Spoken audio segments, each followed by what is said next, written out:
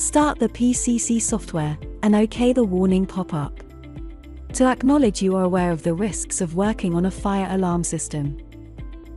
Open the site project file and expand the configuration tree, and select Rules.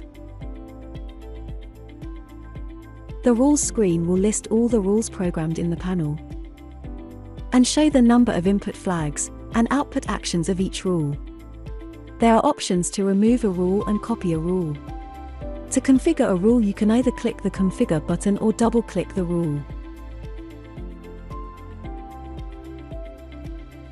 The configuration screen of each rule is split into 3 parts. The left-hand side contains the flags that can be used. These are the inputs that can be selected. There are flags for a great many events, conditions and configurable data options.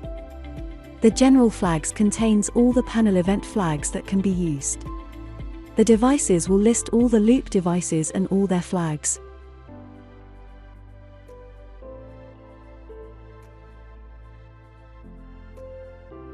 The panel inputs, panel outputs, zones, areas, loops, output groups, remote flags, other rules and extinguishing panel flags.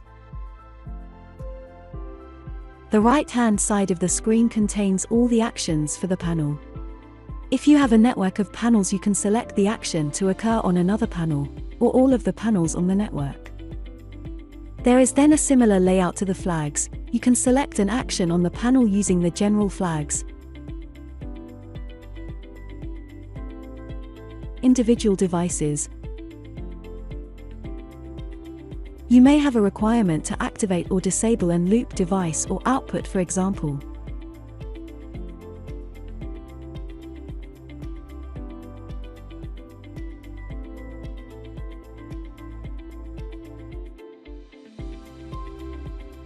A panel input, panel output, actions for zones, or output group.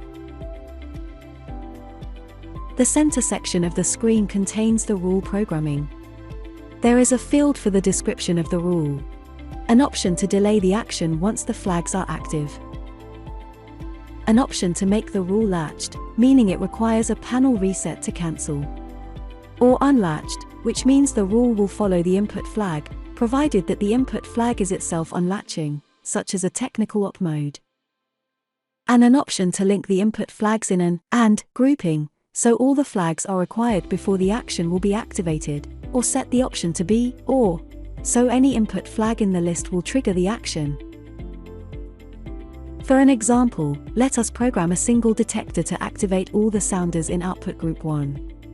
Select the detector you require from the device list of flags, and select the device being in an active condition as the triggering input flag for the rule. You can drag and drop or double-click the flag to use it. To activate output group 1, select the output group and select the Activate Output Group option. If you make a mistake, add the wrong flag or action, you can use the controls on the left and right-hand side of the rule configuration window to edit the rule. The blue options are for the flags, and the green options are for the action. The number shown is the link to the number of the flag or action of the rule. When you select the flag or action, you have the options to select all, delete and copy. The final, important change to make is to give a description to the rule.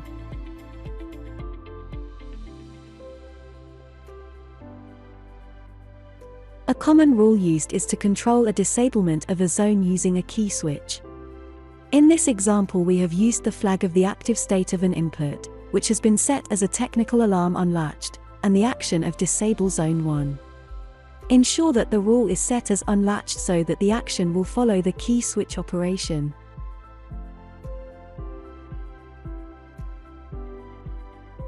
Another use might be to control a device with a panel input. In this rule, the panel input 1 flag is used to operate a relay on loop 2 of the panel.